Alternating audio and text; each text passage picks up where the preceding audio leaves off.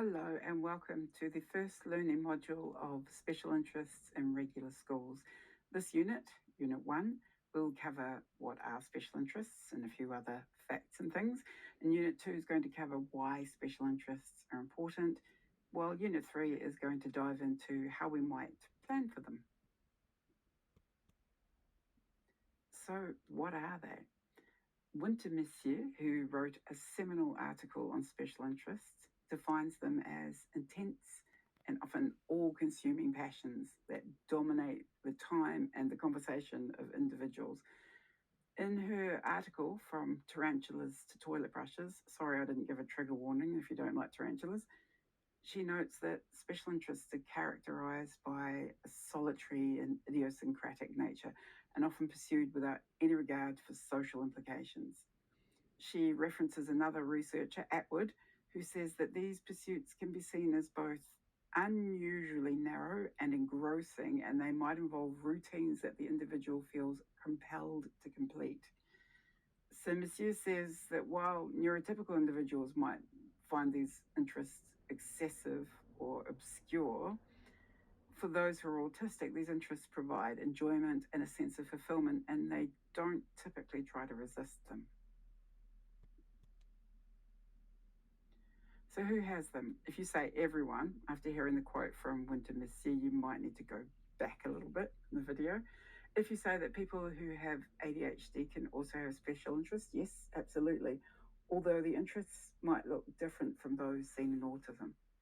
Both autistic individuals and those with ADHD often experience deep, passionate interests, but the patterns and the intensity of these can vary. So for autistic people, special interests are often intense and enduring. They can stay consistent over a long period. So let's think of a person who grows oranges. Stay with me. Whereas for people with ADHD, the interests can be more transient or they're variable, and they're more likely to move quickly from one interest to another with fluctuating attention, or the interest might be just particularly strong when it's new or highly stimulating. So they suck the juice out of the orange, get all the info, and then move on, if you see the metaphor. So speaking as someone who's very likely ADHD, I can attest to littering the place with the orange skins. It's only because I couldn't find the exact model I wanted from my intense research into spinning that my hobby graveyard isn't populated with a spinning wheel. But please don't offer me one now because I've moved on. And so should we. Next slide. From what we just heard, it can be a long time, a lifetime for how long they last. I interviewed a young man for my research project who still loves Sonic the Hedgehog at 18. He remembers it starting when he was about 2, and Sonic is still loved now, but it's in the background a bit more, and there's multiple other interests that have come in, like anime, music, and film. So people can have multiple special interests at a time and change them up, and they can also develop adjacent interests from horses to racing, from rummaging around in cassette tapes to playing the guitar, or just stick with one their whole lives. I'm conjecturing that if the original stimulus satisfies the needs, then it's going to stay. But don't quote me, my research wasn't on that and I need to corroborate it. So where do they come from? I asked an autistic person this, what did he think? Where did they come from? And he said, from the tism. So he's not wrong. We'll find out later that it's one of the diagnostic criteria of autism, but he's also being slightly sarky. From the research I've done and the people I've talked with, it's anyone's guess how certain things become special interests. I'm going to be more helpful and suggest that they can develop when someone's had an impactful personal experience with an idea or a movement or an object. It could also stem from their personality, just being exposed to something in their environment that resonates with them. The connection might forever remain unknown, or we might witness it develop in real time. Through my inquiry, I heard of one young man whose parents gave him a guitar when he was young because they saw him playing with their music collection. So now he's playing the guitar in a band. And another who was really interested in airplanes went on to, training for his pilot's license. It can seem quite a logical progression to the non-autistic at times, and other times we're not quite sure why one thing has turned into another.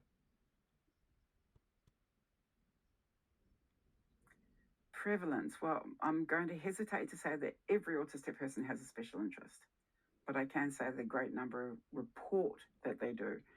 If we extrapolate data from a group of 687 participants in a study by Grove in 2018, 443 of those reported having a special interest. However, there might be variability in awareness or recognition of interests among autistic individuals. The authors highlight that while there's a large proportion of autistic individuals who have special interests, it's not universal, which could imply that some individuals might not identify or recognize their interests as special. And we'll chat about that a little bit later. So, what else are special interests called? Nomenclature is important. Historically and medically, terms like obsessive and restrictive have been used when referring to special interests. And the DSM-5, which is the Diagnostic and Statistical Manual of Mental Illnesses, which sounds like a great read, presents special interests as part of the diagnostic criteria for autism under Section B, categorizing them as restrictive, repetitive patterns of behavior. But Woods, in her 2021 paper on special interests, says terms like these can make autistic interests seem like problems, focusing on what's wrong, instead of using words like preferred interests or strong interests, highlighting their value and potential. So the shift helps us to see these interests as strengths that support learning and engagement rather than challenges to be fixed. She uses the concept of monotropism when she's talking about special interests. You might want to look that one up for your homework. Although we use strengths-based language, we should also not ignore the reality that excessive engagement with anything can negatively impact well-being. But we should also be aware, and we're going to go into this much more fully in Unit 3, that ignoring special interests can actually make things worse. Winter Messier, you may remember her from such academic articles from tarantulas to toilet brushes, points out that when educators and parents acknowledge and value special interests of children, it can actually lead to more balanced engagement. But wait up, we're not out of the woods yet, or the orange tree grove. Even the term special interests can be problematic for some people. And if those people are possibly autistic, we should listen to them. A quick dive into Reddit, I'm not your mum, but that's not something I recommend you do, often turned up this quote. So, never being able to relate to the idea of having a special interest, they're just interests. So, the word special is signifying an otherness right here. So, I think that Mr. or Miss Timber Salamander has made a really good point.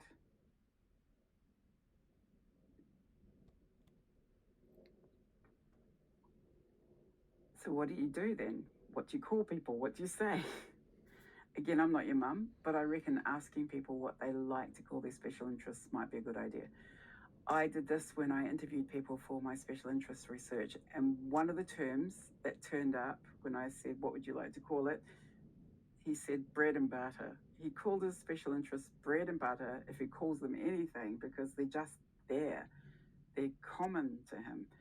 I sense a theme here from the hashtag actually autistic people. I just had an intrusive thought.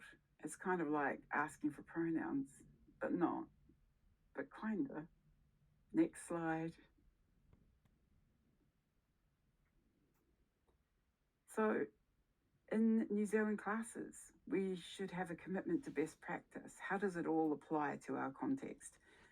By Parliamentary Act, which was the Education Training Act of 2020, New Zealand schools must be inclusive. This means that all local students, neurotypical or not, between the ages of 5 and 19 can sign up to go to any state school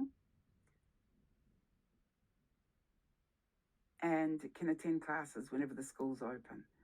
So knowledge of inclusive practice that enables presence, participation and achievement, like knowing about special interests and how to use them in class, can positively affect the school environment for many people, not just our autistic ākonga. So it behoves us and our collective well-being to get to grips with things like special interests so that all children are getting a fair crack of the whip or a fair bite of the bread and butter.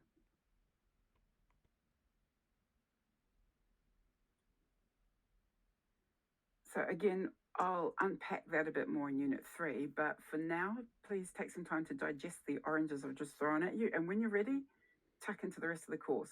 If you're watching this on YouTube, this is the first video of what's currently 3 focused on self-paced learning on special interests. And there's a link in the description box for you to explore additional learning resources on Google Classroom if you're interested.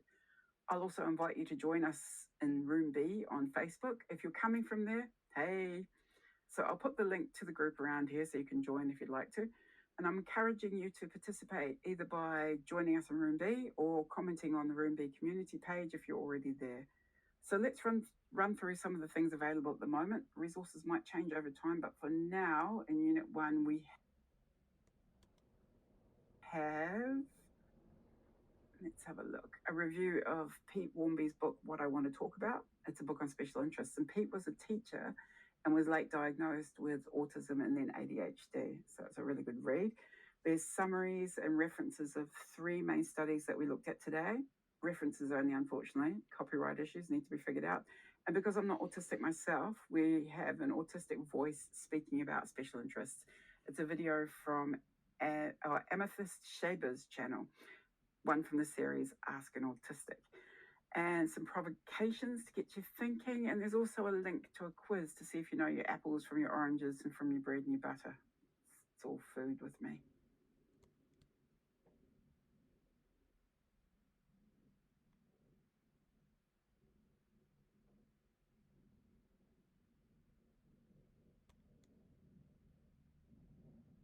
Hey, my ADHD is get off double speed for a second so the slide doesn't move away from you too quickly. I see you. So here we are, 1 down, 2 to go. Thank you so much for checking in with this learning. I'm thrilled to be able to walk alongside you as you grow in your inclusive practice. It's the reason I'm on the earth. Just saying. Go well and hope to see you in Module 2 if you are up for it.